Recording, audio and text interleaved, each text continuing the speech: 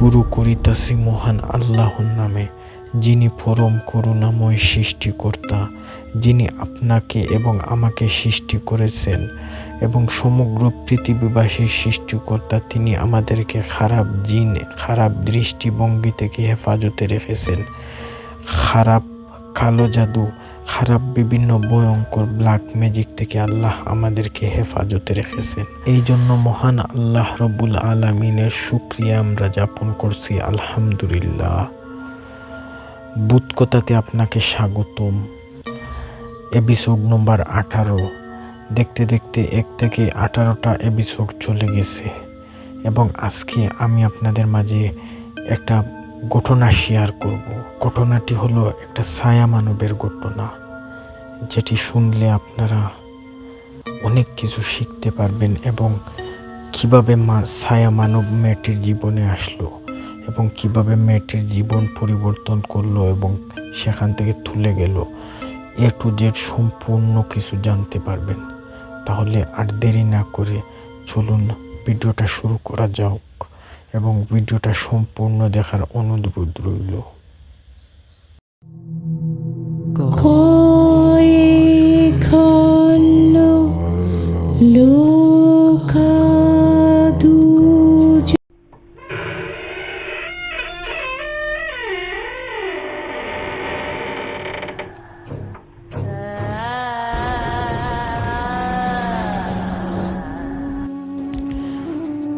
অচেনা নাম্বার থেকে একটি মেসেজ।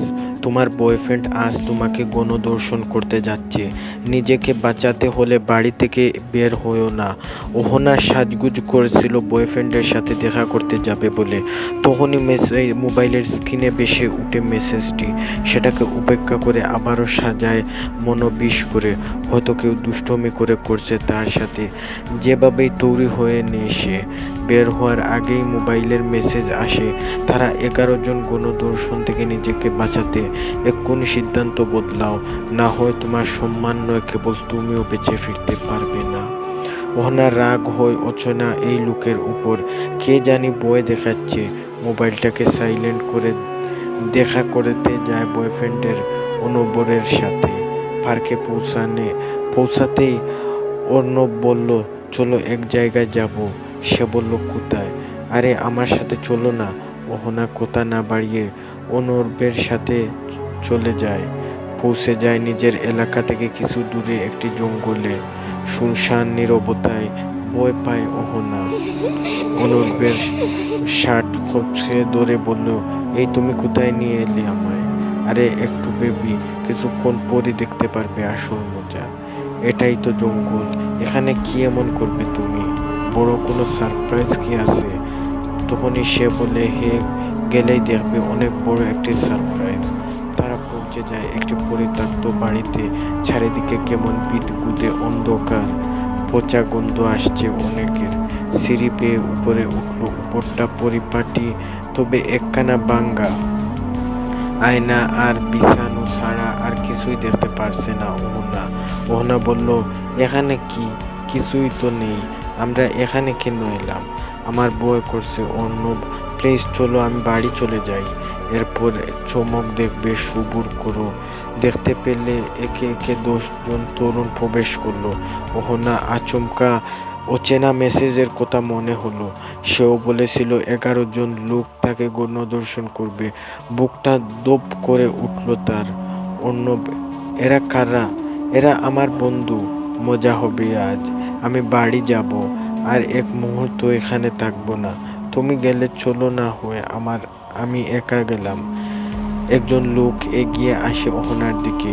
কোথায় যাচ্ছ সোনা? তোমারই জন্য আমরা এখানে এলাম। তুমি গেলে মজা করব কার সাথে? বলেই শয়তানি হাসিতে ফেটে পড়ল তারা। অর্ণব হাসছে। নিজেকে খুব অসহায় মনে হতে লাগলো ওহনার। বারবার মনে আসছে অচেনা মানবের কথা। যদি তার কথা শুনে না আসতো, তাহলে তো এত কিছু ঘটতো না। অর্ণব সহ 11 জন পুরুষ ওহনার দিকে এগিয়ে আসছে। ওহনা নিজের হাতের ফোনটার দিকে তাকায়। রাগের বসে অফ করে রেখেছিল, তাড়াতাড়ি অন করে অর্ণব তার হাত থেকে মোবাইলটা নিয়ে বিছানায় ছুঁড়ে মারে। পরক্ষণেই 11 জন এগিয়ে আসে আরো কাছে। অহনাকে বিছানায় ধাক্কা মেরে ফেলে দেয়। অহনা পিঠের নিচে মোবাইলের অস্তিত্ব টের পায়। মোবাইল অন করতেই দেখতে পায় একটি মেসেজ। তোমার পেছনে বিছানার পাশে একটি স্প্রে আসে, সবার মুখে স্প্রে করো, আমি ব্যবস্থা নিচ্ছি। অহনা কোনো কিছু না ভেবে আশেপাশে তাকায়। সত্যি সত্যি একটা স্প্রে দেখতে পায়। হাতে নিয়েই তাদের চোখে মুখে স্প্রে করে। তারা হুড়োহুড়ি ঘরটি থেকে বেরিয়ে যেতেই অর্ণব ওর হাত ধরে ফেলে। কোথায় যাচ্ছিস? তোর বুক না করে এখান থেকে তোকে ছাড়বো না, পালাতে পারবি না। অহনা অর্ণবের হাতে কামড় বসায়। ব্যথার চোটে অর্ণব তাকে ছেড়ে দেয়। ছেড়ে দিয়ে নামতেই আরেকজন ওর হাত টেনে ধরে, টেনে আবার উপরে নিয়ে যায়। ঠাস করে একটা চোর বসিয়ে দেয়। অহনা ছিটকে পড়ে বিছানায়। চিৎকার করেও লাভ নেই এখানে। এই পরিত্যক্ত জায়গায় কেউ শুনবে না তার অন্যতবাদ। পোষগুলো পুনরায় ঝাঁপিয়ে পড়তেই পুলিশ এসে হাজির হয়। পুলিশ দেখে সবাই বয়ে পালাতে থাকে। অর্ণবের মুখ থেকে বেরিয়ে আসে, শালার পুলিশের খবর দিল খুন, এই বলে সে গালিয়াতে থাকে। পুলিশ সবাইকে ধরে নেয়। অহনা বেঁচে যায়। একজন এসআই অহনার কাছে এসে বলল, ভাগ্য করে এই এমন হাজব্যান্ড পেয়েছেন। আজকালকার হাজব্যান্ড ওয়াইফের সাথে মিল থাকে না কখনো। আপনার স্বামী তো অফিস থেকে আমাকে কল করে বলল তার নাকি আপনাকে মনে পড়ছে। কলটাও ধরছেন না। ওনার মনে হচ্ছিল আপনি বিপদে আছেন। আমাদের বলল আপনাকে তাড়াতাড়ি উদ্ধার করতে, কিন্তু উনি আমাদের সাথে আসলেন না। বেস্ট অফ লাক, এমন স্বামী পেয়েছেন আপনি। এখন আপনি চলে যান, আপনি নিরাপদে। আপনাদের গাড়ি আপনাকে বাড়ি পৌঁছে দেবে। অহনা মাথা নাড়িয়ে সম্মতি জানায়। মনে মনে ভাবতে থাকি, কে সেই ব্যক্তি যে নিজের আহনার স্বামী পরিচয় দিল? কেন কে সে সাহায্য করছে?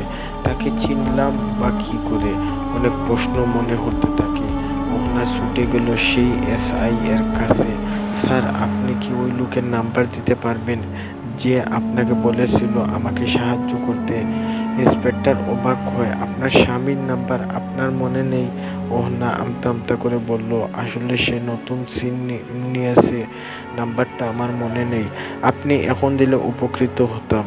না হয় বাড়ি গিয়ে তাকে জানাবো কি করে। ইন্সপেক্টর নাম্বার দিয়ে দেন অহনাকে। নিজেও কল করে সেই অপরিচিত লোককে। আশ্চর্য ব্যাপার, ফোন বন্ধ বলেছে। কয়েকবার ট্রাই করলেও কোনো উপায় না হয় ইন্সপেক্টর বললেন, বাড়ি গিয়ে ওনাকে খবর দিয়ে দিবেন আপনাকে ওইখানে কল লাগছে না। জি স্যার। অহনা বাড়ি গিয়েই দেখে এটা সেই নাম্বার যেই নাম্বার থেকে মেসেজ এসেছিল। কল করে কিন্তু বন্ধ বলেছে। এক পর্যায়ে বিরক্ত হয়ে রেখে দেয়, কিন্তু মনে খাটকা রয়েই গেল। অহনা বিছানায় গা এলিয়ে দিতেই আবার মেসেজ আসে। ফোন ধরে দেখো, সেই অজানা নাম্বার থেকে মেসেজ। দক্ষিণের জানালাটা বন্ধ করো, বাতাস বইছে খুব, ঠান্ডা লেগে যাবে। ওনার সাথে সাথে নাম্বারটায় কল দেয়। বলতে না বলতেই আবার ফোনটা বন্ধ বলেছে। ওনা তাড়াতাড়ি বাইরে যায়। চারিদিকে নীরবতা, কেউ নেই কোথাও।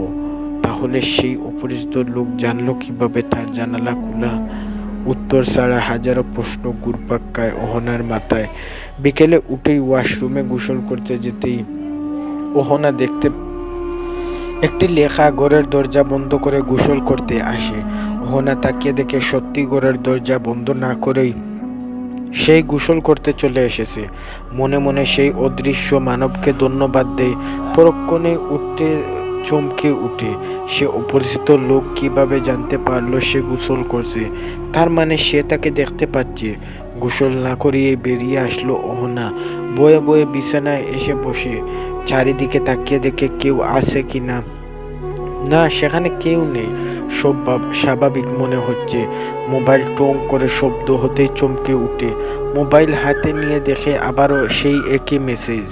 বয়ে না পেয়ে আমি শুধু তোমার অনুভব করি, পাশে থাকি, তাই বলে লজ্জা হরণ করব না। তুমি নিশ্চিন্ত শাওয়ার নিতে পারো। অহনা কল করে, কিন্তু আবারও নাম্বারটা বন্ধ। অহনা বিরক্তিতে মোবাইলটাকে খাটের উপর ছুঁড়ে ফেলে দিয়ে গোসল করতে যায়। রাতে অহনার মোবাইলে কল করে তার বন্ধু হারি কল করে জানায় তারা সব বন্ধুরা মিলে কোল্টেই ট্যুরে যাবে, কালকেই মধ্যেই যাবে তারা। ওহনা জানিয়ে দেয় সে যাবে না, কল রেখে দে। সাথে সাথে মোবাইলে একটা মেসেজ আসে, বারান্দায় অনেক সুন্দর একটা এলাকা, তোমার প্রিয় জায়গা, তাই যাও, মন ভালো থাকবে। ওহনা অবাক হয়ে, হ্যারি তাকে ট্যুরের কথা বলেছে, কিন্তু সে কোন জায়গা সেটা বলেনি। তাহলে অচেনা লোকটা জানলো কি করে? যাই হোক, এখন সে ঠিক করলো যে ট্যুরে যাবে। হ্যারি আবারও কল করে বলে দেয় পরদিন সকাল 10টায় রওনা দিবে, তাই আটকায়। ওহনা রেডি হয়ে যাও, সব গুছিয়ে নে, কিন্তু বিপত্তি হয় ড্রেস নিয়ে। কোনটা পরে যাবে সিলেক্ট করতে পারছে না। অনেকগুলো জামা সামনে রেখেই গালে হাত দিয়ে ভাবছে ওহনা। এমন সময় মোবাইলে মেসেজ আসে, নীলে তোমাকে নীল পরেই লাগে, নীলটা জামাটা পরে যাও। ওহনা কিছুক্ষণ ভাবলো, তারপর ঠিক করলো সে নীলটাই পরবে। কিন্তু ড্রেস চেঞ্জ করবে কিভাবে? অদৃশ্য মানব যদি দেখে নেয় তাকে, দেখে নেয়। কিন্তু সে এই বলে ভাবতে লাগলো, কিন্তু মোবাইলে সে তো বারবার মোবাইলে আসে, ব্যস্ত না। ওহনা ভাবলো, তারপর মোবাইলটাকে ড্রয়ারে রেখে দেয়। রাখার সময় মোবাইলে একটা ওড়না পেঁচিয়ে দেয়। মনে মনে বলল, ব্যাস, এবার আর অদৃশ্য লোকটা আমাকে দেখতে পাবে না। নীল জামাটা পরে নেই, সিলিং চুলগুলো পিঠে ছাড়িয়ে দে, ঠোঁটে হালকা লিপস্টিক, একটু সেজে বেরিয়ে পড়লো। একটু পর মনে হলো মোবাইলের কথা। ড্রয়ার থেকে মোবাইলটা বের করেই দেখলো মেসেজ এসেছে। আমি বললাম আমাকে ভয় পেও না, আমি সর্বদা তোমার পাশেই থাকি, তুমি দেখতে পাও না আমাকে। সবাই মিলে একটা মাইক্রো বাস নিয়েছে, 6 জনের target Bandarban. Ohana, Harry, Rumi, Drake, Tibu আর ইরা। ওহনার মোবাইলে মেসেজ আসে, ড্রেক থেকে দূরে থাকবে।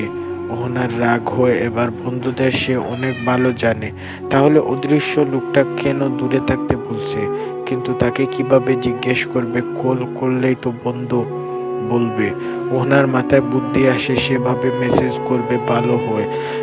যখন লোকটি মেসেজ করার জন্য তার মোবাইলে অন করবে, তখনই মেসেজটা সেন্ড হয়ে যাবে। যেই বাবা সেই কাজ। একটি মেসেজ করলো, আপনি কে? অনেকক্ষণ ধরে রিপ্লাইয়ের আশায় মোবাইলের স্ক্রিনে তাকিয়ে রইল, কোনো উত্তর পাচ্ছে না।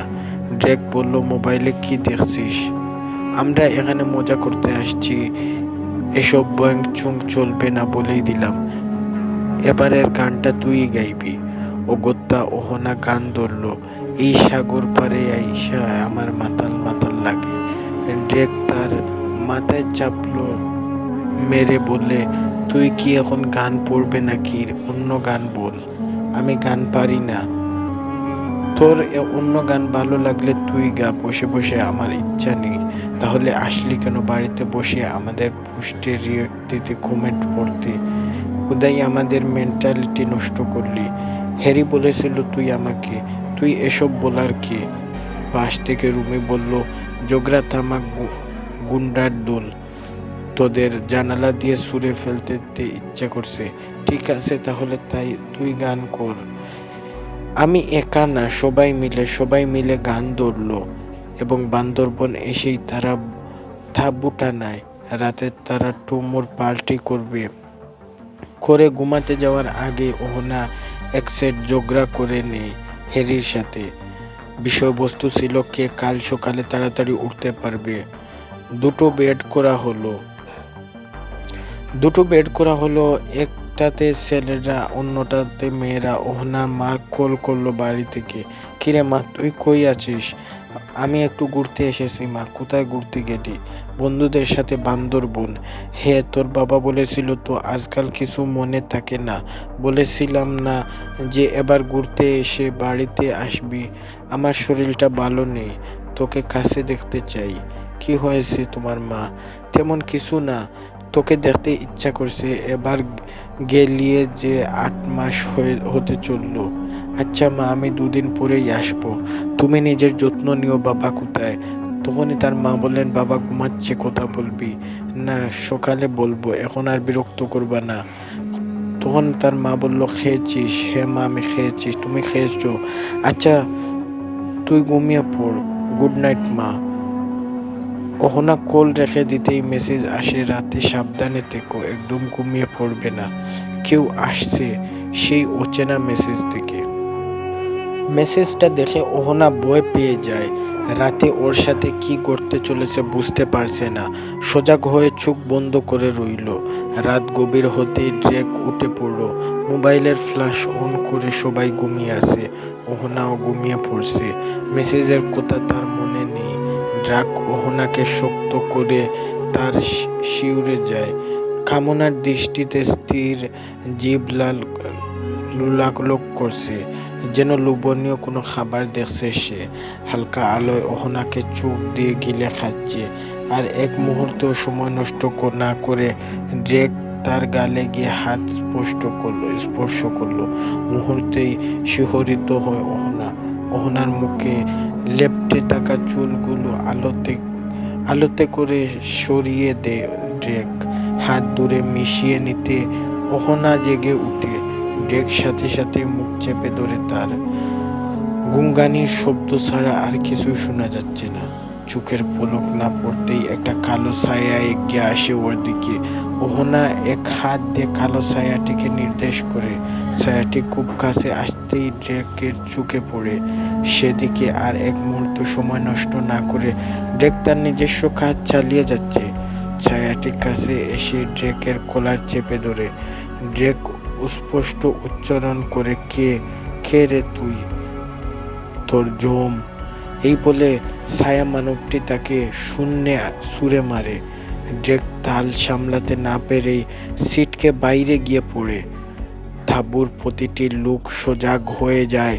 এমন দৃশ্য দেখতে পাবে কেউ তা কল্পনা করেনি। রুমি ইরা বয়ে অহনার পিছনে এসে দাঁড়ায়। টিকু আর হ্যারি বাইরে যায় ড্রেককে দেখতে। ছায়া মানবের রাগ যেন জোরে পড়ছে। সকল রাগ দেখাচ্ছে ড্র্যাগের উপর। পুনরায় তার গলা চেপে ধরে। ড্র্যাগের চোখ দুটো খুঁটুর থেকে বেরিয়ে আসতে চাইছে, জিভ বেরিয়ে আসে, চোখ উল্টে গেছে। টিকু, হ্যারি কেউ সাহস পাচ্ছে না তার সামনে যাওয়ার। 1 মিনিটের মাথায় ড্রেগের প্রাণ বেরিয়ে যায়। মাটিতে ছুঁড়ে ফেলে দেয় ড্রাগকে। অহনা বাইরে বেরিয়ে আসে, কিন্তু দেরি হওয়ায় দারুণ ড্রেগকে বাঁচাতে পারল না। আকস্মিক ঘটনায় সবাই হতভম্ব। সবাই বয়ে তাঁবুতে ফিরে যায়। একজন অন্যজনকে শক্ত করে ধরে ভিতরে তাকে। ছায়া মানবটি দাঁড়িয়ে আছে ড্রেকের উল্টানোর চোখের দিকে তাকিয়ে। বয়ে অহনার পুরো শরীর ঘামতে শুরু করলো। ও অনবরত ড্রেক গিলছে। বয়ে কদম বাড়ায়, পুনরায় এক কদম পিছিয়ে আসে। পরক্ষণেই সাহস নিয়ে ছায়া মানবটির সামনে এসে দাঁড়ায়। কে তুমি? আমি ছায়া মানব। অহনার দিকে তাকায়। তার চোখ উজ্জ্বল করছিল। অহনা তার চেহারায় পুরাপুরি দেখতে পায় না, শুধু একটা শরীরের কাঠামো আর আগুন জ্বলা চোখ ছাড়া আর কিছুই নজরে আসছে না। ভয় আরো বেড়ে গেল। নিজেকে আর সামলাতে রাখতে পারছে না সে। উত্তরে বলে, কে তুমি? উত্তর দিচ্ছ না কেন? আবারও নিতস্তবোধ। অহনা হাত বাড়িয়ে দেয় তাকে ছোঁয়ার জন্য। হাতটি ছায়া মানবের একদম কাছে আনতেই সে উধাও হয়ে যায়। অহনা হাতরে খুঁজতে থাকে, কিন্তু পায় না। কেমন গুড়ের মতন কাজ করে মাটিতে লুটিয়ে পড়ে সে। সকালে অহনার জ্ঞান ফিরতেই নিজেকে বাইরের মাটিতে আবিষ্কার করে। উঠে গিয়ে তাঁবুতে যায়। দেখলো সবাই গুছগাছ করছে। অহনা জিজ্ঞেস করলো, কিরে, কোথায় যাচ্ছিস সবাই? টিকু ওর দিকে ঘৃণার চোখে তাকায়। তুই কালো জাদু জানিস, তাই না? আমাদের মেরে দিবি ওইখানে থাকলে, তাই আমরা চলে যাচ্ছি, থাকবো না ওইখানে আর এক মুহূর্ত। আমি কালো জাদু জানি না। বিশ্বাস কর, আমাকে কাল রাতে যা হয়েছিল তা আমার আগে জানা ছিল না। হ্যারি তেরে আসে। ড্রাগকে মেরে দিলি, এবার কি আমাদের মারবি নাকি? একদম কথা বলবি না আমাদের সাথে। আজ থেকে তোর আর আমাদের রাস্তা আলাদা। আমাদের আর কোনো বন্ধু নই। আমাদের থেকে দূরে থাক, এটাই ভালো। অহনা তেজ নিয়ে বলল, ড্রেক রাতে আমার গায়ে হাত দিয়েছে, ঘুমন্ত পেয়ে সুযোগ নিচ্ছিল, তাই কেউ সাহায্য করতে এসেছিলি? ওইখানে আমার দোষ কি? কেউ বলল। কেউ আর কোনো কথা বলল না। রুমে এতক্ষণে মুখ খুলল। ড্রাগকে আগে থেকে পেয়েছে, কাল একটু বেশি করে ফেলেছে, তাই বলে তুই তাকে মেরে দিবি? ওনা বলল, কাট কাট গলায় বলল, আর কতবার বলবো আমি মারিনি? বা মেয়ে শালা, ডাকের বাচ্চা, মেয়ে দেখলে খেতে চায়, এবার নিজের প্রাণটা দিল। সব ব্রিটিশের দালাল, মেয়ে দেখলেই হুঁশ থাকে না, জানে না মেয়েগুলো ভয়ঙ্কর। মরল শালা, বলল টিকু। সবাই গুলঘাস শেষে রওনা দেয়। গাড়িতে উঠতেই অহনা আসে। আমিও রেডি, চলে যাই, এখানে সব অস্বাভাবিক। হ্যারি গলা বাড়িয়ে বলে, তোকে নিয়ে গিয়ে মরবো নাকি? কি জানি পরের শিকার কাকে করিস। আমরা গেলাম। সবাই অহনাকে রেখে সেখানে চলে যায়। অহনা একা একা নরম ঘাসে বসে আছে, ভীষণ কান্না পাচ্ছে। মোবাইলটাকে আসার মারে কাঁদতে থাকে। কিছুক্ষণ পর উঠেই মোবাইলটা হাতে নেয়। এক মুহূর্তের এটাই সম্বল। হারিয়ে গেলে বাড়িতে যেতে পারবে না, রাস্তাঘাট চেনা নেই তার। হাঁটতে থাকা বাঁকা কাদামাটির রাস্তার ধরে পাশেই ঝর্ণা দেখতে পায়। জলপ্রবাহ দেখেই আনন্দ হয় তার। ঝর্ণার পানিতে গা ডুবিয়ে দেয়। কিছুক্ষণ পর শান্ত হয়ে পোশাক পরিবর্তন করে নেয়। রাস্তার পাশে অসংখ্য ছোট ছোট দোকান, সেখান থেকে কিছুটা গুড় আর পিঠা নিয়ে নেয়। বাহারি কয়েক প্রকার পিঠা খেয়ে আবার হাঁটতে শুরু করে। কোথাও থেকে কোথায় যাবে তা জানা নেই। এক পর্যায়ে রাস্তার দরে বসে পড়ে। হঠাৎ মনে পড়ে বন্ধুদের কথা। তাকে নিয়ে যায়নি বলে ছায়া মানব যদি আবার তাদের উপর রেগে যায়, যদি ক্ষতি করে বসে। ঠিক তাই হলো। সাথে সাথে অহনার ফোনে কল আসে। হ্যালো অহনা, শুনছিস? ইরার কণ্ঠে এমন ভয়ানক দেহে অহনা আটকে উঠে। কি হয়েছে তোর? বল আমাকে, কথা বল। ওই ছায়াটা। ইরা বলার সুযোগ পেল না, তার আগেই গাড়িতে বিস্ফোরণ হলো। অহনা চিৎকার দিয়ে উঠে, ঘেন্না করি তোমাকে ছায়া মানব, কখনো দেখতে চাই না তোমাকে। আর কখনো আমার সামনে আসলেই তোমাকে নিজের হাতে আমি খুন করব। ছায়া মানবের প্রতি তার রাগ জোরে পড়ে। বন্ধুরা একটু ভুল করে ফেলেছে বলেই এমন শাস্তি কেন দিল? মনে মনে সেই ছায়া মানবকে মেরে ফেলার শোক কষতে থাকে মনে। সন্ধ্যা নেমে এলো, চারিদিকে অন্ধকার। একলা একটা মেয়ে মানুষ কি করবে, কোথায় যাবে বুঝতে পারছে না। হঠাৎ মনে হলো দূর থেকে কেউ তাকে পর্যবেক্ষণ করছে। এখানে পদে পদে বিপদ, একা থাকা আরো বেশি। অহনা বয়ে তুষ্ট হয়ে যায়। বাড়িতে অসুস্থ মা বাবা ছাড়া কেউ নেই, কাকে জানাবে? কি 5 জন যুবক একে একে এগিয়ে আসে অহনার দিকে। অহনা বয়ে জড়োসড়ো হয়ে পিছনে পেছাতে থাকে যতক্ষণ না পিঠ টেকে যায়। এক পর্যায়ে অহনা মুছতে পড়ে যায়। একজন এগিয়ে এসে তার কানে কানে বলে, এই বেলায় মেয়ে লোক বাড়ি থেকে বের হয় না। সবাই খিলখিল করে হাসতে শুরু করলো। এটা সেরা মাল ভাই, তাড়াতাড়ি কাজে লেগে পড়। কে আগে যাবে তা নিয়ে দ্বিধাদ্বন্দ্ব হলো তাদের মধ্যে। সবাই অহনাকে আগে বুক করতে চায়। শেষমেশ তারা সিদ্ধান্তে নেয় টস করবে। যেখানে যার নাম আগে হবে সেই আগে যাবে। যেই বাবা সেই কাজ। প্রথম পড়ল শফিক নামের ছেলেটির কাছে। সে খুশিতে আত্মহারা হয়ে শরীফ অহনাকে স্পর্শ করতেই তার শরীর বিষিয়ে উঠে। একের পর এক ছোঁয়া তার শরীরের বেদনায় জন্ম দিয়ে।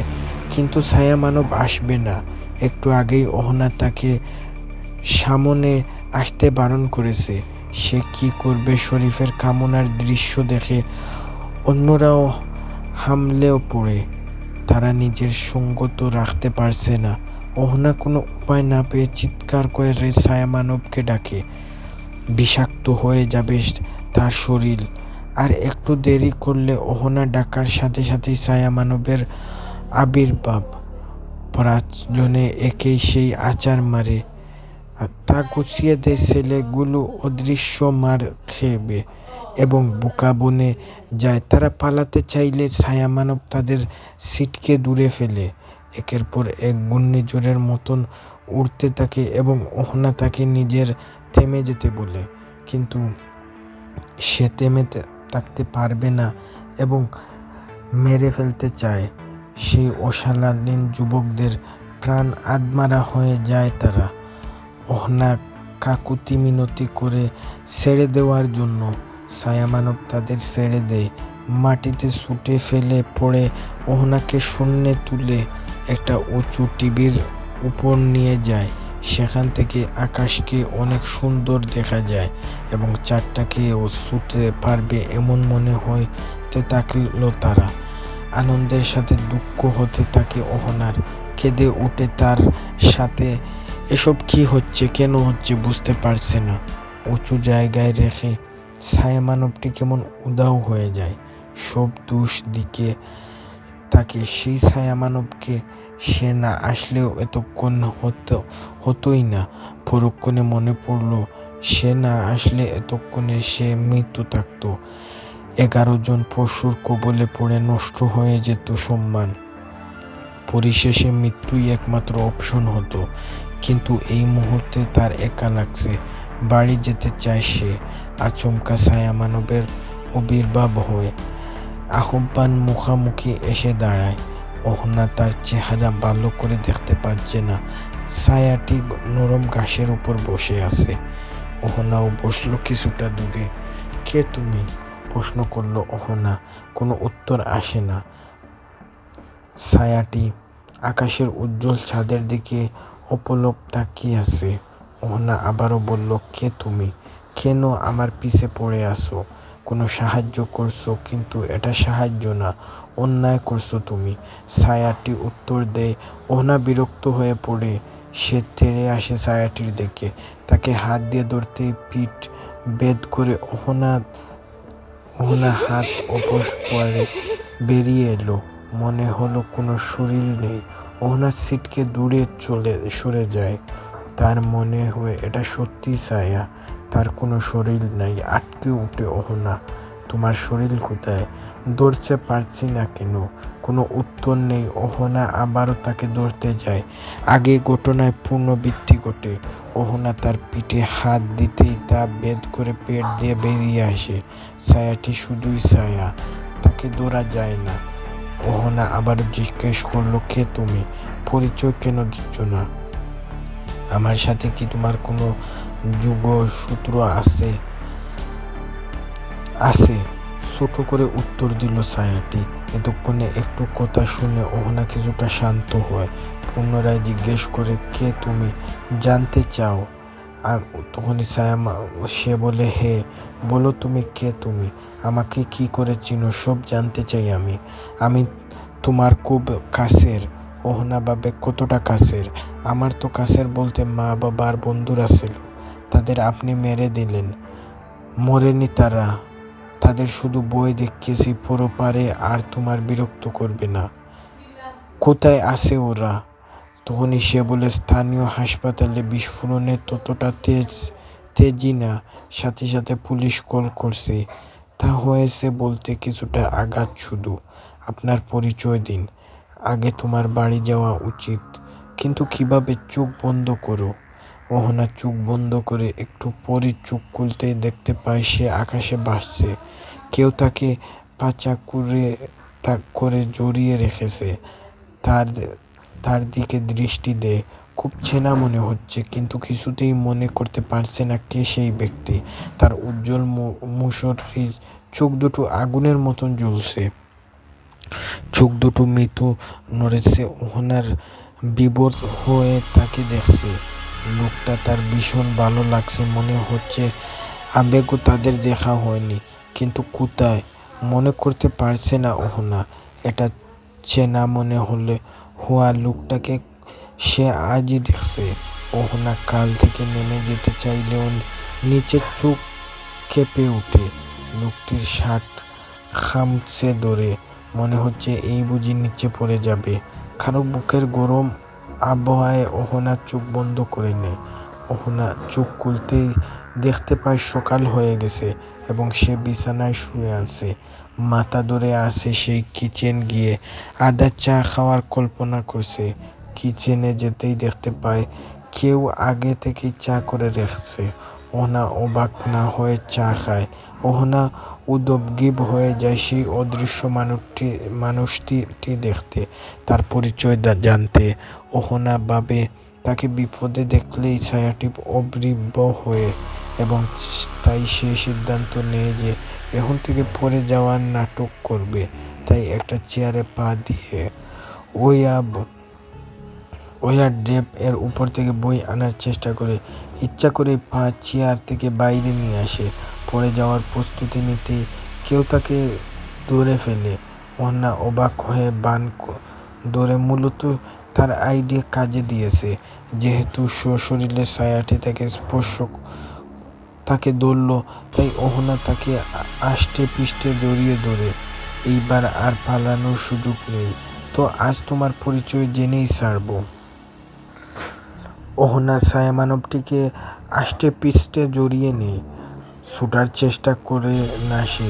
আস্তে আস্তে তার চেহারা স্পষ্ট হতে থাকে। অদৃশ্য হয়ে ধরেছি অহনাকে, কিন্তু এখন আস্তে আস্তে তার আসল রূপ বেরিয়ে আসছে। অহনা দেখতেই তাকে এক পর্যায়ে পুরো শরীর দৃশ্যমান হলো। অহনা তার কুল থেকে নেমে পড়ে অবাক হয়ে যায়। কাল রাতে যাব, সাথে আকাশ ভ্রমণ করছি, এটা সেই লোক। অহনা খপ করে তার হাত ধরে ফেলে। তার হাত ধরতেই মনে হয় এটা স্পর্শ খুব তার চেনা। এই হাতে আরও অনেকবার হাত মিলিয়েছে। অহনা জিজ্ঞেস করে, কে তুমি? তখনই অহনার ফোনে কল আসে। কল ধরতেই ওপাশ থেকে শব্দ আসে, তুই কোথায় রে, তাড়াতাড়ি আয়, ক্লাসের দেরি হয়ে যাচ্ছে। হ্যারির গলা পেয়ে অবাক হয় অহনা। হ্যারি তাকে দোষারোপ করছিল সব কিছুর জন্য। এখন ডাকছে কেন? অহনা উত্তর দেয়, এই তো ভাই, 20 মিনিট পরেই আমি আসছি, তাড়াতাড়ি আয়, আজ পার্টি হবে। অহনা কল রেখে দেয়। পাশে তাকিয়ে দেখে সুযোগ পেয়ে মানব উদাও। রাগ হয় তার, মনে মনে গালি দিতে থাকে। পরক্ষণেই মনে হয় ছায়ামানব তার মনের কথাও জেনে নেয়। পরপরই লজ্জিত হয়। অহনা তৈরি হয়ে কলেজে চলে যায়। দেখা হয় হ্যারি, টিকু, রুমি আর ইরার সাথে। অহনা দেখে তারা এগিয়ে আসে। রুহি বলল, কি রে, এত দেরি করলি কেন? একটু বেশি ঘুমিয়েছিলাম তাই। কিন্তু কালকে কথা ছিল তোদের কারো মনেও নেই। কে বলছে সেসব? কি মনে থাকবে? অহনা আর কিছু বলল না। এত সহজ সবটা ভুলে যাওয়ার মতো পাবলিক তারা নয়। মোবাইলে তার তাকাতেই দেখতে পায় মেসেজ। সুস্থ হওয়ার পর তাদের স্মৃতি মুছে দিয়েছে। তারা ভ্রমণের বিষয়টা ভুলে গেছে। ওদের আচরণে তোমাদের কষ্ট হবে ভেবেই এটা করলাম। অহনা খুশি হয়ে মোবাইলটাকে চুমু দেয়। এদিকে সবাই ড্রেককে একের পর এক ফোন দিতে থাকে, কল লাগছে না। লোকেশন ট্র্যাক করে দেখলো মোবাইলটার লোকেশন বান্দরবনে দেখাচ্ছে। টিকু বিক্রি একটা গালি দিয়ে বলে, শালা আমাদের না বলে কেমন ঘুরতে চলে গেল, বা আসলেই তারে এখন কুলাবো, আমাদের জমের মতো ভয় পাবে। ইরা আহনার কাছে এসে হাজির। কি রে, কার মেসেজে চুমে খাচ্ছিস? অহনা বলল, চকিয়ে উঠল। মোবাইলটা লুটে নিতেই ইরা কেড়ে নেয়। দেখি তো কাকে মেসেজ করেছিস। আমাকে জিজু না তো অবাক হয়েছে তেমন কিছু না, দিয়ে দে মোবাইলটা। ইরার কোনো কথা না শুনে মেসেজগুলো দেখে। উপরের লেখাটা দেখেই কেমন উদ্বুদ্ধ হয়ে যায়। অহনা বয়ে আসছে, যদি ইরা সব বুঝে যায় তাহলে কি হবে। কিরে, সবাই কেন গাদার সাথে মেসেজ করলি? কেমন অদ্ভুত কথা।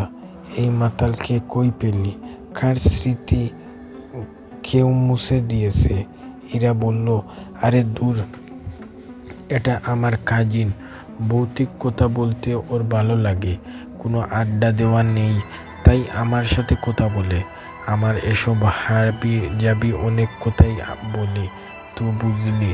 তুই কেমন, তোর কাজিন তেমন? ইরা হেসে মোবাইলটা দিয়ে দে। ওহনা যেন হাফ সারে বাঁচে। ক্লাসে ঢুকেই সবাই মিলে ওহনার লক্ষ্য করে পাশের রুমে কিছু অঘটন ঘটছে। ওহনা ওদেরকে বসতে বলে সেখানে চলে যায়।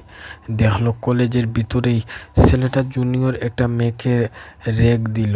ওহনা ছিল সিনিয়র, ছেলেটা তার ক্লাসমেট, বলা হয়েছিল ছেলেটাকে কিস করতে। গ্রাম থেকে আসা মেয়েটি রাজি না হয়ে বলেই সবগুলো ছেলে তাকে ঘিরে ধরল। কথা একটাই যে কোনো একজনকে কিস না করলে তারা সবাই মেয়েটাকে কিস করবে। এমন উদ্গম নিয়ম দেখে ওহনা তার স্থির থাকতে পারল না, এগিয়ে গেল। ওহনা দেখলো অনিত বলল, এখানে ছোটদের রেগ দেওয়া হচ্ছে, তুমি তোমার ক্লাসে যাও। ওহনা রেগে যায়, বলল, এটা রেগ না, মেয়েদের অসম্মান করা হচ্ছে, এখানে ওদের যেতে দাও, না হয় আমি তোমাদের এমন হাল করব যে কাউকেই দেখতে পারবি না। কি করবি তুই? হ্যাঁ, এটা আমাদের কলেজ, আমরা যা ইচ্ছা তাই করব। তোমাদের মেয়েদের এত জোর আসে কোথা থেকে? তোমাদের শুধু আমাদের কোথায় উঠবে আর বসবে, এছাড়া কিছু না। ওহনার রাগে ছেলেটিকে থাপ্পড় দিতে যায়। থাপ্পড় দেওয়ার আগেই সে হাতটা ধরে মুছে পিছনের দিকে বরাবর নিয়ে যায়। এই কচি হাত কাউকে চোর মারার জন্য নয়, তোমাকে আদর করার জন্য। ওনার শরীর রাগে ফুসফুসে উঠে। ছেলেটার এন্ডকুশ বরাবর লাথি দেয়। মুহূর্তেই সে মাটিতে লুটিয়ে পড়ে। বন্ধুর এমন অবস্থা দেখে আরো কয়েকজন এগিয়ে আসে। ওহনার দুগালে গলায় ধরে আঁচড় মারে। এতই সবাই ভয় পেয়ে যায়, ভয়ে বেরিয়ে যায় সবাই। অনিত বের হওয়ার সময় বলে যায়, দেখে নিবে তোকে মতুজ, তোর তেজ বের করব আমি। ওহনা ক্লাসে বসেছিল। ওহনা মেয়েটি তার ক্লাসে পাঠিয়ে দেয়। নিজের হাতে তাকিয়ে দেখে হাতটা তো নরম লাগছে, কিন্তু নরম আগে কেমন শক্তিশালী ছিল। হাত দুটো টান টান শক্ত ছিল, এমন কোনো ফুলকে ঠোকা দিলেও ব্যথা পাবে না।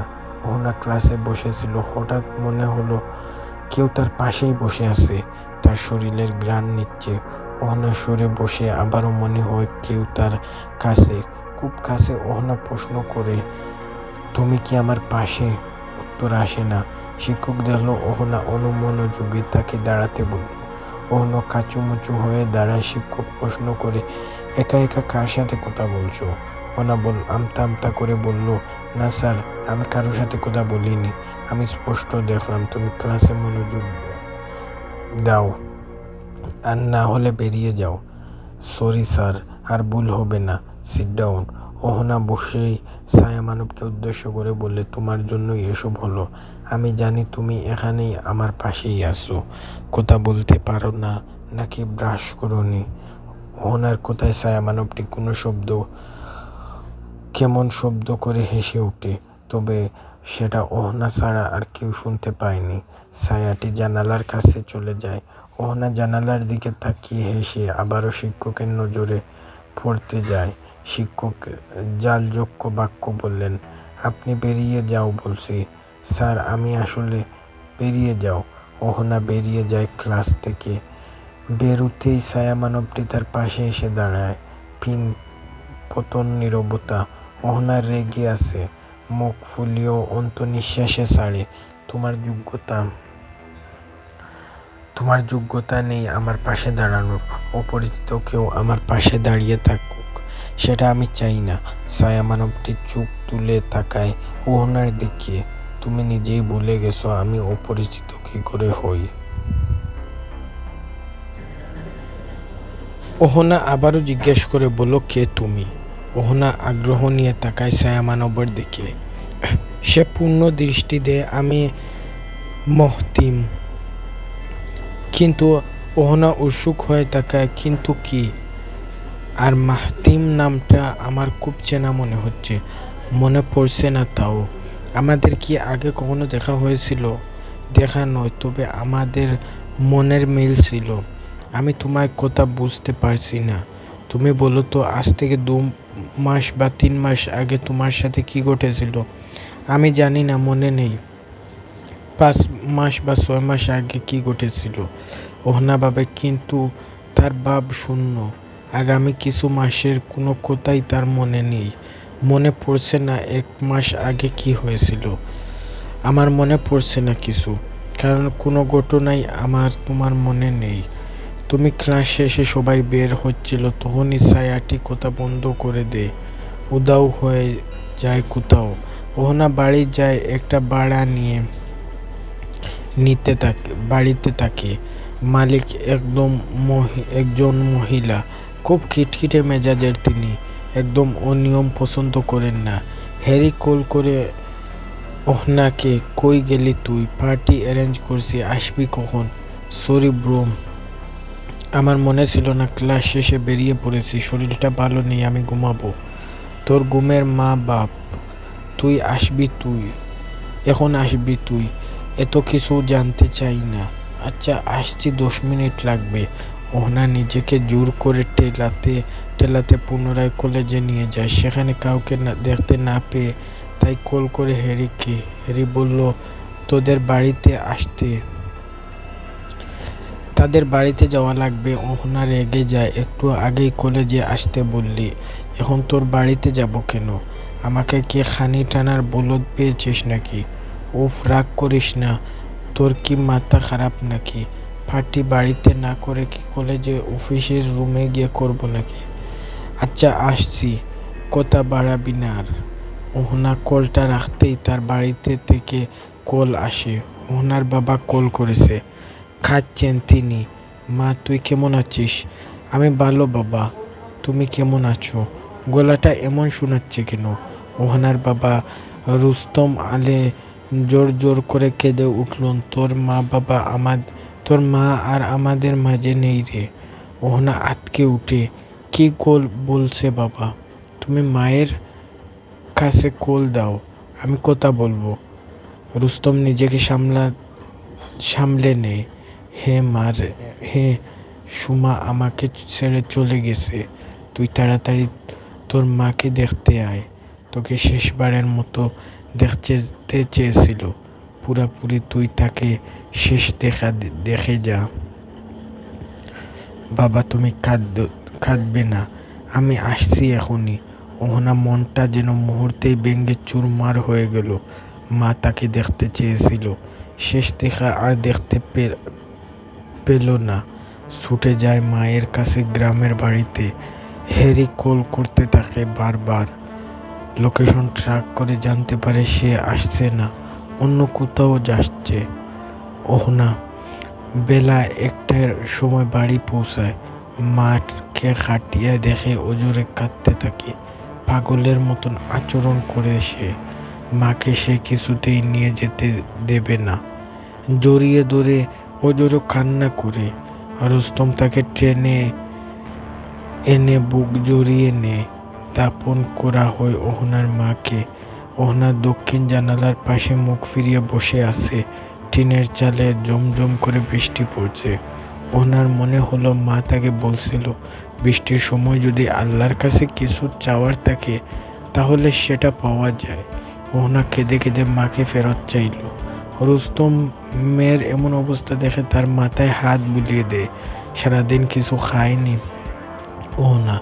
রুস্তম কিছু খাবার নিয়ে আসে। ওহনা দক্ষিণের দুয়ারে তাকিয়ে আছে, কিছুই মুখে রুকছে না। এক মনে তাকিয়ে এক সময় আন্দাজ করে নিয়ে বলল, বাবা তুমি এখন বিশ্রাম নাও, আমি খেয়ে নিব। রুস্তম চলে যায়। ওহনা পাশে না ফিরে বলল, ভাবি নিয়ে এখনো আসবে? আমার তো আসতেই হবে। কেন? তুমি এখনো আমার বাড়িতে আমি এসেছি, তোমার কাজ কি? ছায়া মানবটি কিছু বলে না। সেও দক্ষিণে তাকিয়ে ওহনা বলল, উত্তর নেই। ছায়াটি সরে যায় অহনার থেকে। সে উত্তর দিতে চায় না, গলায় বিঁধে তার। বিকেল হতেই অহনা ঘুম থেকে জেগে ওঠে। সন্ধ্যা হবে প্রায়। গ্রামের নাম ইলাসপুর। গ্রামের পাশেই একটা নদী। অহনা সন্ধ্যা উপভোগ করতে নদীর পাড়ে যায়। মিষ্টি বাতাসে গা এলিয়ে দেয়। পিছন থেকে কারো চিৎকার শুনে অস্বাভাবিকভাবে ভয় পেয়ে যায়। দেখলো সাদা টান পড়া একটি মেয়ে তার দিকে এগিয়ে আসছে। অহনা ভাবল এটা তার চোখের বুম, কিন্তু একদম কাছে চলে আসায় বিশ্বাস করলো এটা জ্বলজ্বন্ত একটা মানুষ। মেয়েটির বয়স 15 কি 16 হবে। তার শরীরে ক্ষতের চিহ্ন। কেউ তাকে খুব মেরেছে। মেয়েটি অহনাকে বলল, বোন আমাকে বাঁচাও, ওরা খুব নিষ্ঠুর, আমাকে মেরে ফেলবে। অহনা ও বই দে, কেঁদো না তুমি, কেউ কিছু করতে পারবে না, আমি আছি। ওরা ভয়ঙ্কর, তোমাকে লুকিয়ে ফেলবো বোন, তোমাকে লুকিয়ে ফেলবো। ভয় পেও না, তুমি আমার কাছে, আমার বাড়িতে চলো। অহনা মেয়েটিকে নিয়ে নিজের ঘরে যায়। রুস্তম জিজ্ঞেস করলো বান্ধবী বলে পরিচয় দেয়। অহনা মেয়েটিকে জিজ্ঞেস করে, তোমার নাম কি বোন? মেয়েটি টুকটুক করে গ্লাসের পানি সব সারার করে বলল, ময়না, আমার নাম ময়না। বাবা আদর করে মনি বলে ডাকে। ওহ, তোমার বাবা কোথায়? বাবা বাড়িতে। তোমার কি হয়েছে? কেউ? ময়না কেঁদে কেঁদে বলে, আমার কেন কালেই আপন কেউ ছিল না, আজ একদম নেই, আরো নিঃস্ব আমি। তোমার কি হয়েছিল খুলে বলো আমাকে। আমার খুব ক্ষুধা লেগেছে আপা, আমাকে কিছু খেতে দিবেন। ওনা লজ্জিত হয়ে মেয়েটাকে হাজারো প্রশ্ন করেছে, কিন্তু তার যে ক্ষুধা লেগেছে কিন্তু সে একবারও জিজ্ঞেস করেনি। তুমি বসো, ভয় পেও না, আমি এক্ষুনি যাব আর খাবার নিয়ে আসবো। ওনা রান্না করে পাতিতালের ডাকনা উঠে দেখলো খাবার স্বল্প। সেটাই বেড়ে নিয়ে আসে ওহনা। ময়না গোপাগোপ করে খেতে থাকে। মনে হলো অনেক দিনের অনাহারি সে। ওহনা ময়নার খাওয়ার দেখে মন ভরে খাওয়া শেষে ওহনা তাকে বলল, তখন তোমার বিশ্রাম নেওয়া দরকার বোন, তুমি বরংস কিছুক্ষণ গা এলিয়ে নাও, ততক্ষণে আমি ভাত বেঁধে আসি। ওহনা বলল, আচ্ছা আপা। আপা শব্দটা ওহনার হৃদয়ে গিয়ে লাগে। কত মায়া জোরানো কণ্ঠে ময়না তাকে আপা ডাকলো।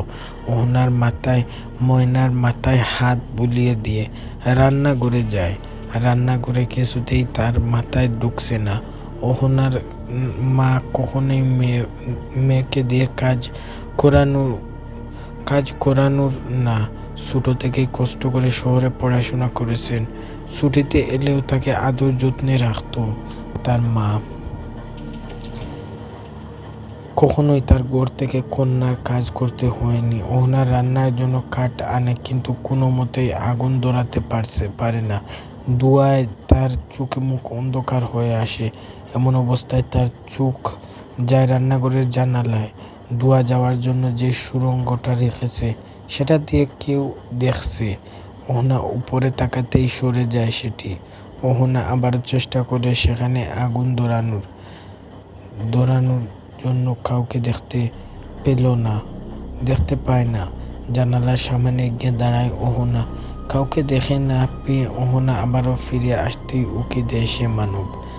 মাথায় চুল আর নজরুলের মতন লম্বা, কুচা কুচা দাড়িতে মুখ ভর্তি। সে পকেট থেকে একখানা ছুরি বের করলো। ওহনা ভয়ে চিৎকার দিয়ে উঠল।